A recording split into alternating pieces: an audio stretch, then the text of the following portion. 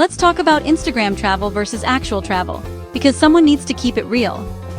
Instagram shows pristine empty beaches at sunrise. Reality: you woke up at 4 a.m., fought 40 other photographers for this angle, and there's literally a cruise ship dumping 3,000 tourists here in an hour. Instagram shows effortlessly chic airport outfit with matching luggage. Reality: you're wearing compression socks, your hair hasn't been washed in 2 days, and you're eating a $14 airport sandwich that tastes like cardboard. Instagram shows romantic overwater bungalow dinner. Reality: that meal costs more than your rent, you're sweating through your outfit in 90-degree humidity, and mosquitoes are treating you like an all-you-can-eat buffet.